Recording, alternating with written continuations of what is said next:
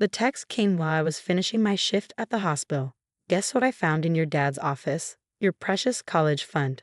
Thanks for the early inheritance, sis. Time to live my best life. My stomach didn't drop.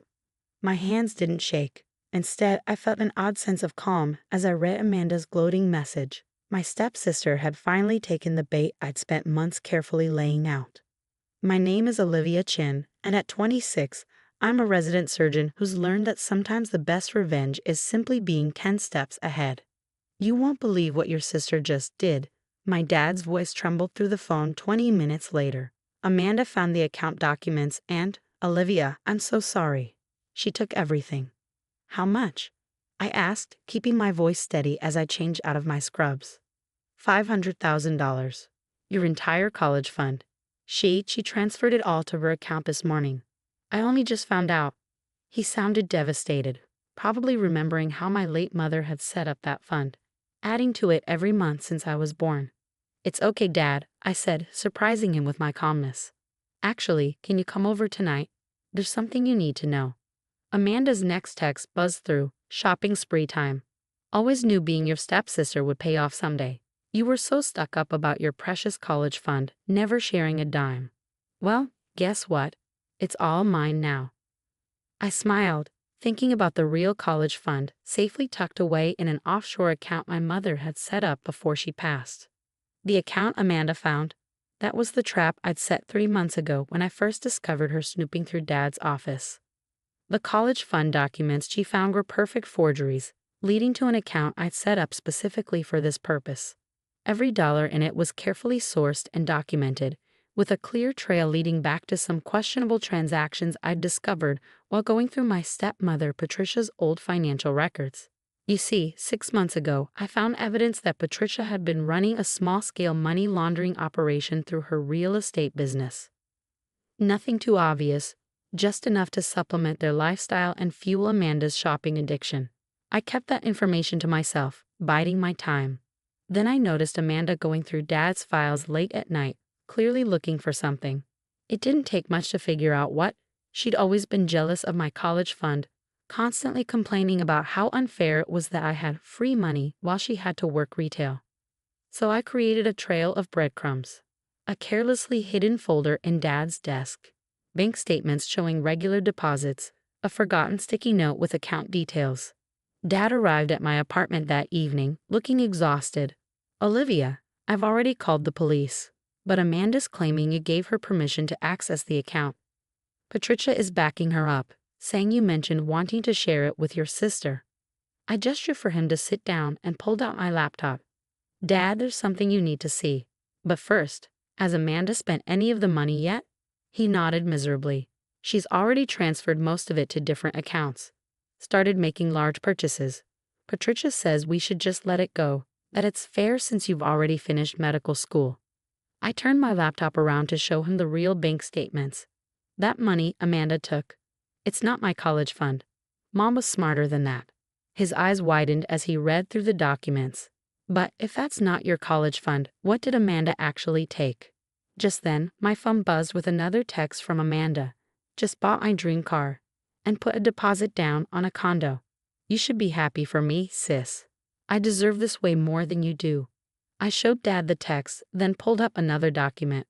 Remember how Patricia always seemed to have extra money, even when her business was struggling? I found these transactions while organizing your files last spring. The account Amanda stole from. It's filled with money that Patricia's been laundering through her real estate deals. Dad's face went pale. What are you saying? I'm saying that in about, I checked my watch, 20 minutes, Amanda's going to get a call from the bank's fraud department. They've been monitoring that account since I flagged it 3 months ago. Every purchase she makes is being tracked. You set this up. Dad's voice was barely a whisper.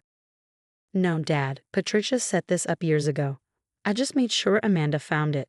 Everything she's doing now, the transfers, the purchases. It's all creating a perfect paper trail leading right back to Patricia's money laundering operation. As if on cue, my phone lit up with a call from Amanda. I let it go to voicemail, already knowing what it was about. The bank would be calling her about suspicious activity, launching an investigation that would uncover years of Patricia's financial crimes. I should go home, Dad said, standing up shakily. Try to stop her before. Before what? I interrupted gently. Before she faces the consequences of her actions? She stole what she thought was my entire future, Dad. She didn't just take it, she gloated about it. Let her learn what happens when you take things that don't belong to you. He looked at me for a long moment, seeing not just his daughter but my mother's daughter, someone who knew how to play the long game. My phone buzzed again with another text from Amanda. Hey, something weird is happening with the bank. Call me S.A.P. I turned to Dad. You should probably head home. Things are about to get interesting. As he left, looking both proud and terrified, I sat back and waited for the chaos to unfold. Sometimes the best revenge isn't about getting even. It's about letting people walk right into the traps they set for themselves. I picked up my phone to check the time just as another message came through from Amanda. What did you do? The bank is asking about money laundering. Call me now. I smiled, thinking of my mother and how she taught me to always be 3 steps ahead. The real college fund was safe. Amanda and Patricia were about to learn some hard lessons about karma, and I hadn't had to lift a finger. Sometimes the best revenge is simply being prepared. The next morning, my apartment doorbell rang at 6 a.m. I opened it to find Amanda, her perfectly maintained appearance now disheveled, mascara streaking down her face. What did you do? She shrieked, trying to push past me into the apartment. The bank froze everything. They're saying something about illegal money and investigations. I stepped aside, letting her storm in. There was no point fighting. This confrontation was inevitable. I didn't do anything, Amanda. You're the one who stole money from an account that wasn't yours. That was your college fund, she spat, pacing my living room like a caged animal. I took what you owed me after all these years of flaunting your privileges. I sat down calmly on my couch, watching her unravel. Did you really think my mother, a financial advisor, would leave my college fund so poorly protected? That money you took came from your mom's special account. You know, the one she uses for her creative real estate transactions. Amanda's face went pale. What are you talking about? The unexplained deposits, the mysterious cash buyers who never seem to exist, your shopping sprees with money that appears out of nowhere. I pulled out a folder and set it on the coffee table. It's all here. Every transaction, every fake buyer, every laundered dollar. And now, thanks to your greed, the bank is investigating all of it. You set me up, she whispered, realization dawning in her eyes. No, Amanda, you set yourself up. I just let you do what you do best. Take things that don't belong to you. Her phone buzzed, Patricia's name flashing on the screen. Amanda's hands shook as she answered it on speaker. The FBI is here. Patricia's voice was panicked. Amanda, what did you do with that money? They're asking about all the transfers. I could hear male voices in the background, official-sounding terms like warrant and financial records floating through the speaker. Mom, Amanda's voice cracked.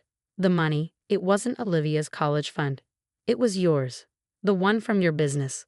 The silence on the other end was deafening. When Patricia spoke again, her voice was ice cold. Get home. Now. Amanda ended the call, looking at me with a mixture of hatred and fear. You've ruined everything.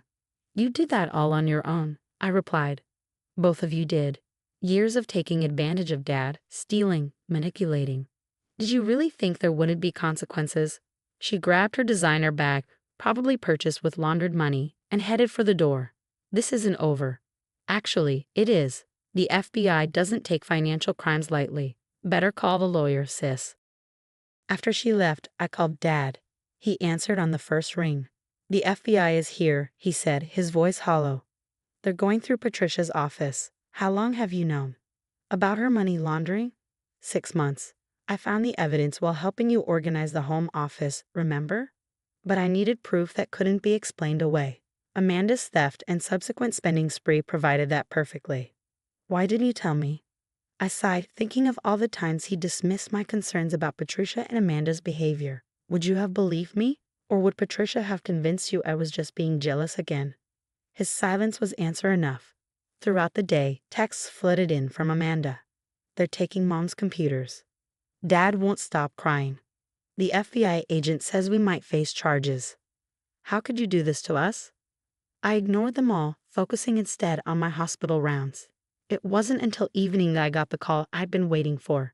Mr. Harrison, my mother's old lawyer. Everything went exactly as you predicted, he said. The bank flagged the suspicious transfers, which triggered the FBI investigation. They've uncovered quite a network of money laundering through Patricia's real estate business and my real college fund. Safe and secure, just as your mother set it up. The offshore account hasn't been touched. Patricia and Amanda never even knew it existed. I thanked him and hung up, feeling a weight lift from my shoulders. My mother had always said, keep your cards close and your enemies closer. She'd known, somehow, that I might need protection one day. Later that night, Dad came to my apartment. He looked older, tired, but there was a clarity in his eyes I hadn't seen in years. Patricia's been arrested, he said, sitting heavily on my couch. Money laundering, tax evasion, wire fraud. Amanda's being questioned as an accomplice. All these years, I never saw what was happening right under my nose. I made us both tea, a habit I picked up from my mother. You saw what you wanted to see, Dad. They counted on that. Your mother? He started, his voice catching. She would have seen through them immediately. She did, I said softly. Why do you think she set up my college fund the way she did? She knew something like this might happen. Dad looked at me, really looked at me, perhaps seeing for the first time how much I resembled my mother, not just in appearance, but in foresight and strength. I'm sorry, he said, for not protecting you better, for letting them make you feel like an outsider in your own home. I took his hand, feeling the years of distance between us start to close. I protected myself, Dad, just like Mom taught me to. My phone buzzed with another text from Amanda. The FBI is charging Mom. This is all your fault. You've destroyed our family. I showed it to Dad, who read it with a sad shake of his head. She still doesn't get it, does she? This isn't about you. It's about their choices. Some people never learn. I agreed. They're so used to blaming others that they can't see their own responsibility. As Dad left that evening, he paused at the door. Your mother would be proud of you, not just for protecting yourself, but for being smart enough to let them reveal who they really are. I smiled, thinking of the white envelope in my desk drawer, the one containing a letter Mom had left with Mr. Harrison to be given to me when I needed it most. Inside, she'd written, sometimes the best defense is letting your enemies think they've won. Watch, wait, and let them defeat themselves. She'd known, somehow, that I'd need these lessons one day, that I'd face people who would try to take what was mine. And she prepared me, not just with a protected college fund, but with the wisdom to handle those who would try to harm me. As I got ready for bed that night, one final text came through from Amanda. We're going to lose everything because of you. I didn't respond. She'd lost everything because of her own choices, her own greed, her own belief that she could take whatever she wanted without consequences. Sometimes the best revenge isn't about getting even. It's about letting justice take its natural course. 6 months after Amanda's failed attempt to steal my college fund, I sat in a courtroom watching Patricia and Amanda face sentencing. The FBI's investigation had uncovered far more than just money laundering, years of tax evasion, wire fraud, and a network of fake property deals that have funded their lavish lifestyle. Patricia stood before the judge, her designer clothes replaced by modest business attire, trying to maintain her dignity as the charges were read. Amanda sat behind her, head down, no longer the confident bully who texted me gloating about stealing my future. The defendant, Patricia Wilson, is sentenced to 5 years in federal prison, the judge announced, her voice firm. Additionally, all assets connected to the illegal activities will be seized. Amanda, charged as an accomplice for her role in spending and transferring the laundered money, received 3 years of probation and a substantial fine. Her dream of an easy life, funded by stolen money, had crumbled spectacularly. As they were led out of the courtroom, Amanda caught my eye. The hatred in her gaze had been replaced by something else. Understanding, perhaps, that her own greed had been her undoing. Dad waited for me outside the courthouse, looking both relieved and exhausted. It's finally over, he said, running a hand through his graying hair. Almost, I replied. There's something I need to show you. We drove to a small cafe where my mother and I used to have Saturday brunches. Once seated, I pulled out an envelope, the one she'd left with Mr. Harrison. Mom wrote this letter before she died. I explained, handing it to him. She knew Patricia wasn't what she seemed. She saw through the act from the beginning. Dad's hands trembled as he read. My dearest Olivia, if you're reading this, then someone has tried to take what's rightfully yours. I've watched Patricia since your father started dating her, seeing how she manipulates situations for her benefit. Trust your instincts about her. They're the same instincts I have. The real college fund is protected, but that's not the most important thing I'm leaving you. I'm leaving you the wisdom to handle people like Patricia and Amanda. Don't fight fire with fire, let them burn themselves out. Take care of your father. He's a good man who sometimes sees the best in people who don't deserve it. All my love. Mom. Dad wiped his eyes, folding the letter carefully. She knew all along. Why didn't she say anything? Would you have believed her? I asked gently, or would you have thought she was just jealous of your new relationship? He nodded, understanding dawning in his eyes. She protected you the only way she could, by teaching you to protect yourself. Later that evening, I visited Mom's grave, placing fresh flowers beside her headstone. I sat there for a while, telling her about everything that had happened. You were right, Mom, I said softly. Sometimes the best way to deal with people like Patricia and Amanda is to let them think they've won. They do all the work of destroying themselves. My phone buzzed. A text from Amanda, sent from her mother's prison. I hope you're happy. We've lost everything. I didn't respond. She still didn't understand that this wasn't about happiness or revenge. It was about justice, about consequences finally catching up with their actions. Dad's been different since the trial. He's more present, more aware. We have weekly dinners now, slowly rebuilding our relationship without Patricia's manipulative presence between us. Sometimes he asks about the real college fund, but I keep those details private.